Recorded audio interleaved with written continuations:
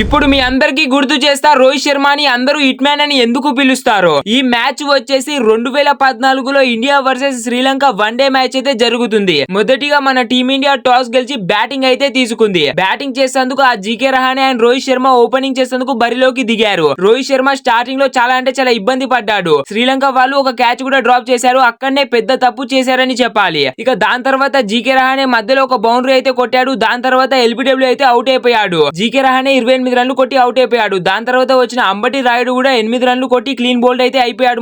Clean bowled అయిపోయాడు. ఇక దాని తర్వాత గ్రీస్ లోకి కోహ్లీ వచ్చాడు. ఒకవైపు హిట్ మ్యాన్ రోహిత్ శర్మ వీర విధ్వంసం చేస్తున్నాడు. అద్భుతంగా బ్యాటింగ్ చేస్తున్నాడు. 72 బంతుల్లోనే తన 50 రన్లు కంప్లీట్ చేసుకున్నాడు. ఇక హిట్ మ్యాన్ అయితే తన హిట్ మ్యాన్ మూడ్ ని ఆన్ చేసేసాడు. 100 బంతుల్లో సెంచరీ కంప్లీట్ చేసుకొని సెంచరీ అయితే కొట్టి పడేశాడు. ఇక దాని తర్వాత కోహ్లీ మధ్యలో ఫోర్లు కొడుతూ తన హాఫ్ సెంచరీని కూడా కంప్లీట్ చేసుకున్నాడు. ఇక హిట్ మ్యాన్ రోహిత్ శర్మ ఒకవైపు భారీ షాట్లు కొడుతున్నాడని చెప్పాలి. శ్రీలంక బౌలర్లని తగలబెట్టేశాడని చెప్పాలి. వీళ్ళు మంచిగా బ్యాటింగ్ చేస్తున్నప్పుడు రోహిత్ శర్మ కోహ్లీ అయితే మిస్అండర్స్టాండింగ్ గా ఒక రన్అట్ అయితే అయిపోయారు. మన కోహ్లీ అయితే రన్అట్ అయిపోయాడు. ఇక ఒకవైపు రోహిత్ శర్మ మాత్రం ఉన్నాడు కదా, అతను 151 బంతుల్లో 200 రన్లు కంప్లీట్ చేసుకున్నాడు. 200 రన్లు కంప్లీట్ చేసుకున్నాక ఇలాంటి ఒక భయంకరమైన షాట్ కొట్టాడు. ఈ షాట్ ని మీరేమంటారో కింద కామెంట్ చేయండి. ఇక స్టేడియం మొత్తం రోహిత్ అంటున్నారు. మరి రోహిత్ శర్మ అలాంటి బ్యాటింగ్ చేసి ఇండియాకి మొత్తం స్కోర్ వచ్చేసి 404 రన్లు చేశాడు మామ. మొత్తం ఇందులో హిట్ మ్యాన్ విధ్వంసమే ఉందని చెప్పాలి. హిట్ మ్యాన్ బ్యాటింగ్ నచ్చితే లైక్ చేసి సబ్స్క్రైబ్ చేసి వెళ్ళండి చూద్దాం.